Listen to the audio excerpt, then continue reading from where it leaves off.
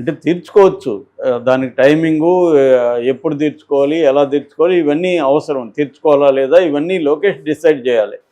Lokesh decide చేయకుండా నాగబాబు రోజా మీద పగ తీర్చుకోరు. ఎందుకంటే రోజాని అరెస్ట్ చేయడం వల్ల మనకు ఉపయోగమా, లాభమా, నష్టమా ఇవన్నీ బేరీ చేసుకోవాలి. రేపొద్దున ఆమె మహిళ కాబట్టి సింపతి రావచ్చు, ఆమెకి రేపొద్దున జైల్లో ఏమైనా ఇబ్బందులు రావచ్చు, ఆమె కోర్టులో కేసులు వేయచ్చు, దానివల్ల సింపతి మెల్లమెల్లగా రావచ్చు. అందుకని వాళ్ళు ఎప్పుడెప్పుడు ఎవరిని అరెస్ట్ చేయాలి, దాని రియాక్షన్ ఎలా ఉంది, దీన్ని బట్టి ఎలా ముందుకెళ్ళాలి, లీగల్ పరిస్థితి ఏంటి, పొలిటికల్ పరిస్థితి ఏంటి, ప్రజల్లో రియాక్షన్ ఎలా ఉంది, ఇవన్నీ బేరీ చేసుకొని ముందుకెళ్తారు.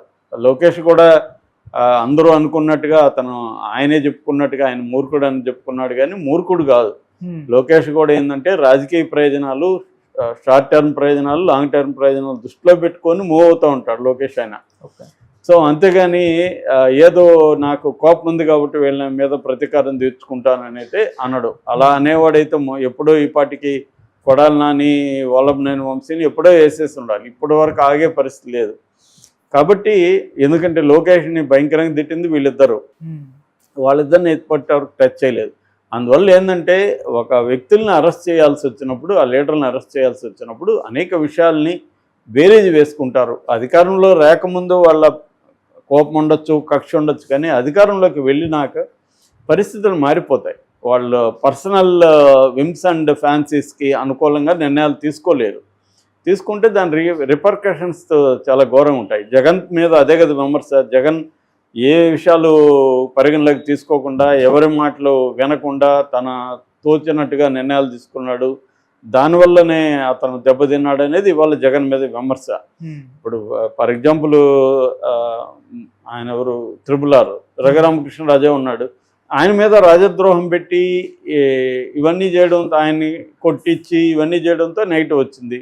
రామోజీరావు తప్పు చేశాడో లేదో పక్కన పెడితే ఆయనకి 86 ఏళ్ళ వయసులో ఆయన ఇబ్బంది పెట్టాడు అన్నది వచ్చింది. అంటే కమ్మ సెక్షను బెటర్గా మారిపోవడానికి జగన్ తీసుకున్న అనేక నిర్ణయాలు కారణం.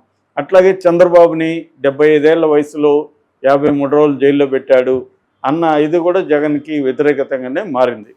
సో అందుకని పొలిటీషియన్స్ ప్రత్యర్థుల్ని మీద పగ తీర్చుకోవాలంటే అనేక విషయాలు ఆలోచిస్తారు. ఇక ఇవాళ రేవంత్ రెడ్డికి ఎంత కోపం ఉందో మనకు తెలుసు, బీఆర్ఎస్ నాయకుల మీద, కేసీఆర్, కేటీఆర్, కవిత, హరీష్ రావు మీద. కానీ రేవంత్ రెడ్డి కేటీఆర్ మీద కక్ష తీర్చుకోవడానికి ఇమీడియట్గా ఇప్పటివరకు 1 year దాటింది, ఇప్పటివరకు ఎందుకు ముందుకెళ్ళట్లేదు, దీనివల్ల వచ్చే లాభాలు ఏంటి, నష్టాలు ఏంటి అనేవి ఆలోచిస్తుంటారు.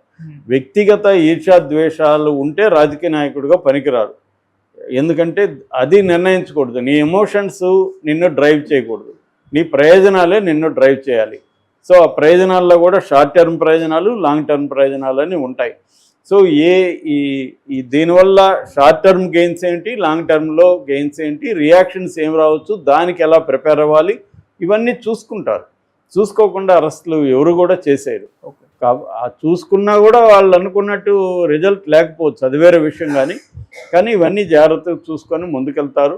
సో నాగబాబు మంత్రి అయినంత మాత్రం రోజే గడగడ వణికిపోయే అంత పరిస్థితి ఏం లేదు. ఆమెకి ఇవన్నీ డైనమిక్స్ తెలుసు. ఈ లోకేష్ డిసైడ్ అయ్యి, ప్రభుత్వం డిసైడ్ అయ్యి, చంద్రబాబు డిసైడ్ అయితే ఖచ్చితంగా రోజాను కూడా అరెస్ట్ చేస్తారు. అయితే ఎప్పుడు ఎలా అనేది మాత్రమే ఇక్కడ ఇంపార్టెంట్. మిగతా విషయాలు ఖచ్చితంగా రోజాకి ఇబ్బందులు అయితే ఉంటాయి. కేసులు అయితే ఇప్పటివరకైతే ఆమె మీద ఆ కేసు అయితే ఉంది. అది ముందుకు తీసుకెళ్తారా లేదా, అట్లాగే ఆమె మీద తిరుమలలో కూడా అక్రమాలకు పాల్పడిందని అనేక ఆరోపణలు ఉన్నాయి. వీటన్నిటి మీద ఎట్లా ముందుకెళ్తుంది అనేది ప్రభుత్వ ప్లానింగ్ మీద డిపెండ్ అయి ఉంటుంది. నాగబాబు ఒక్కరి మీద డిపెండ్ అయ్యి ఉండదు.